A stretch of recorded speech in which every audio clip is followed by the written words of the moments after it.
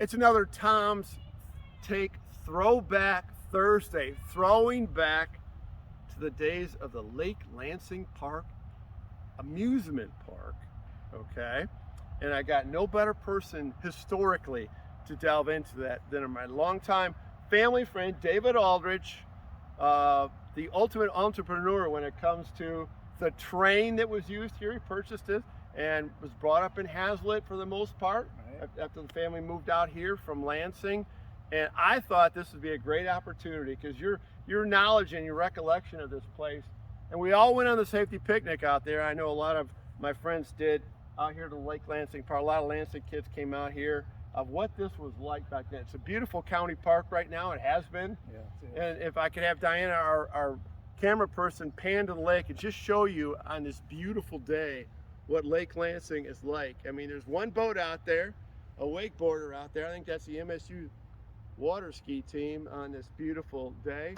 And I'm just telling you what this park is right now. I really enjoy it and we utilize it. But it had a real true historic element back in the day when it was an amusement park. And David, so kind of pan to the, we'll pan out here and you kind of place where everything was. Sure, of course. Because this building right here, is that merry-go-round in there? Yeah, this is where the carousel used to be. Okay. The original carousel. And then was that sold to Cedar Point? That one went to Cedar Point. Okay. And then later on there was another carousel here. It was brought in. It was here for a few years. Right. That one ended up, I think, I'm not sure where it did end up. Dollywood, I think. But they get switched around now and then. Right. They were both extremely valuable carousels at the time, especially now. They're worth a fortune. So I'm not sure what they're going to do with this building right now. Yeah. Well, they store lawn equipment, the manicured lawn out here. I guess that's where you keep all the equipment. But when we're panning, if we're looking back here behind us, I remember. Here's what I remember. I remember those Dodgem cars. Sure. Yeah. And I remember those airplane things. Airplanes, yeah, you bet. And I remember where they had concession stands where you could get those French fries. Yeah, the greatest French fries. Greatest French fries in the history of the world, yeah. right? You're right here on Lake Right. Lansing. Well, where was some of this stuff, Dave? Well, I have a lot of history here because I grew up, went to school here in Haslett, and my father worked at the grocery store across the street here, so I worked there too from the time I was 12 years old until until I was in my early 20s. I was still working part-time cutting meat there. So I've got a lot of years in here, and we had a lot of fun over here. We'd come over after school and stuff. But back in the old days, over in this area over here, right, that's where those airplanes would have been. Yeah, the ones remember those? That just missed the tree, Just missed, and yeah. they tethered you way out Yeah. there, and Yeah. you could guide it. Like Sure. remember those things Yeah. you grabbed? Yeah. Love that. And then over here was the Ferris wheel. Okay. And that was a nice Ferris wheel. It was a big one. Let's see, over here we had all the games and stuff. We had the shooting galleries, like you'd see at a Midway, and the darts and the ski balls. Yeah. Of course, the French fry stuff over here. French fries. There were some other games over here. There was a turnpike over there, closer to the road. Yes. So you could drive driving cars. And you what were they, powered electrically or what was that? They had gas engines in them. Gas engine. Yep. Just like little go-karts. They didn't go very fast. Okay. That was a big hit back Yeah, then. that was huge. Yeah. I think you had to be 12 years old or something like that. Yeah, I think so. There was some limitation. I'd give anything to have one of those cars today. Oh my God, Yeah. I love those cars. Yeah. So there was a lot of rides here for a little park. Yeah. It was one of the more popular amusement parks in Michigan Right. at the time. So big crowds, a lot of big crowds here. They ended up going out of business in the early 70s. Right. As attendance started falling, they could no longer make a go of it. That's a here. seasonal business. I mean. Yeah. So the county bought the property, and Mr. Johnson, Roland Johnson, who actually he and his brother owned the park, but Roland lived here on the premises. They had a house here. He raised his family here. Yeah, I know that house. So at the time, he sold off all the rides and stuff, and they ended up around the country, different locations and stuff. And I'd known them quite well because, like I said, I worked across the street, and I'd known them for years. So at the time, I was running the food concessions at Potter Park, and I thought, boy, it would be nice to have that train down at Potter Park. So I approached him, and he, for some reason, went ahead and sold it to me, although I didn't have enough money to purchase it. But he trusted me, so he sold me the train. And so we spent a few months actually pulling up all the track. We had to pull it all up by hand and stuff. I'd gotten a contract with the city of Lansing to put the train in for a number of years. So we transferred everything down there, installed the train in Potter Park, and we built a train station down there and a gift shop and stuff. Right. So Mr. Johnson was very good to me back then. He was just a great man. They were a great family here. And then also at the same time, there was an old arcade building here. It had been used as a roller rink at one time. It was a very large old building. And they had moved all the arcade stuff in there, and they were using it for a lot of storage stuff. And so when they sold off everything, he said to me one day, "Are you interested in the amusement games in there?" And boy, I'll tell you what, I was really excited. That's like pinball machines. Oh, that was great. Yeah. All the old arcade machines, the Sure. parachutes and all Yeah. that. And so we went in and looked at it, and I says, "How much?" And he says, I'm going to give you a deal." He says, "I'm going to sell you everything in this building for $1,200. And I thought, boy, I'd hit the lottery here, you know. Yeah. So I didn't have $1,200, but I had half of it. So I got a buddy, Tim Beal, lives in the area, and I said, "Listen, you want to go in with me? We'll buy this arcade, and we'll make some real money off this stuff."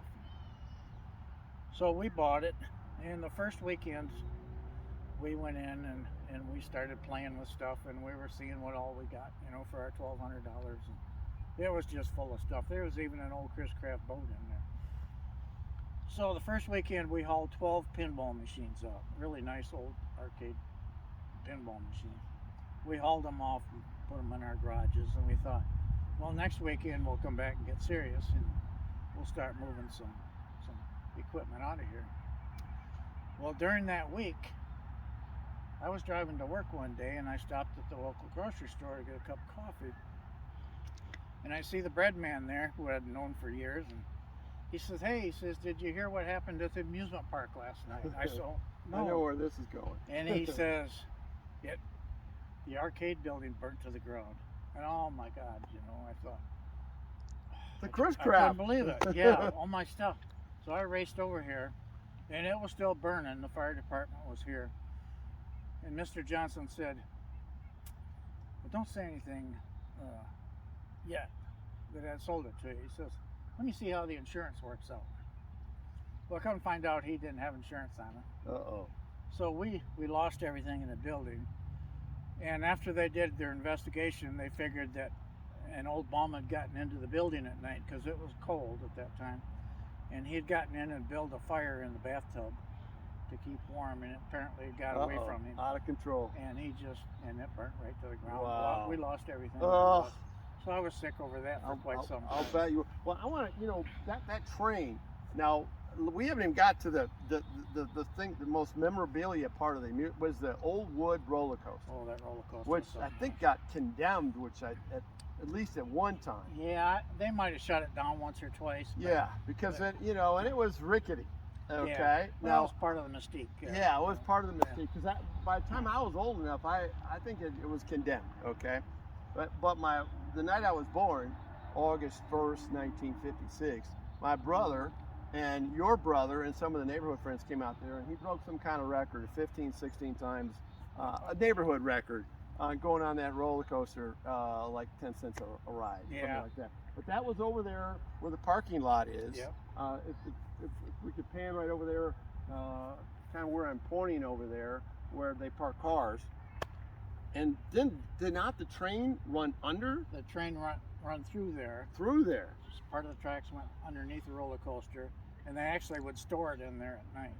There was kind of a wood storage building. Gotcha. Kind of rickety, but wow. They would park the train in there at night to keep people from messing with it. So how many years, David, and we can check on this. That was actually, I think that was the third train that had been here. The original, as I understand it, was actually a steam train. Yeah. And then that one was sold off, and I think they brought in an electric train. Okay. And then, you know, the one I bought was a Chance Manufacturing Company, gas engine. So train. gasoline Yeah. propelled. Yeah. Okay. And then I hauled it out. In the first winter I had it, we had the cars all rebuilt. Oh my At word. Craftsman out in Dansville. And then I had the locomotive itself, the body of it rebuilt at Titus the Tinner. If you remember Titus the Tinner back Yeah. he built a new cover for it. Oh my word. And then we installed it in Potter Park in 1973. Yeah. Boy, you were an entrepreneur, David. And we ran it till 1985. Good. And at that time, Detroit Zoo had a train also. They had I remember a big that. train. Yes. And in the summer of 1985, they had some construction going on at Detroit Zoo, and the train actually ran into a dump truck trying to cross the track. And the train was full of people, and a number of people That's got scary. hurt. Shouldn't be laughing here. Yeah, so what happened was the insurance for the amusement business in Michigan skyrocketed. I'll bet. Because they paid out a lot of money. Oh yeah. So That's just red flares for everybody in the amusement business got a hefty rate increase that year. And then also you had Cedar Point out in Right. Ohio Yep. coming on. That Yep. was that became the class trip Yeah. on a more And business basis. my agreement with the city of Lansing was I paid them a percentage of every dollar I took in for that train. Right. And back then, my deal with the insurance company was I would pay them 12% of everything we took in. Okay. So they got a healthy chunk of it. Right. But after the problems in Detroit Zoo, our insurance went up to 35%. And so I went back to the city and I said, listen, I can't do that. There's not enough money left to pay the maintenance and the employees Sure. and still run it. And I said, I need a little break here on my percentage. And they refused to give it to me. So I just pulled the train and I left. I said, Right. goodbye. Well, Yeah. you have to make those kind of decisions. I'll tell you what, Dave, this has been terrific for a Tom's Take Throwback Thursday. Historically, about Lake Lansing Park, the old amusement park. For us old people, near and dear to us, the old safety picnics, and Right, yeah. appreciate you bringing some of that, those old years back, and some of the details that surrounded this A lot park. of good times back here at Lake Lansing Amusement Park. Absolutely. For Tom's Take Throwback Thursday, until next time.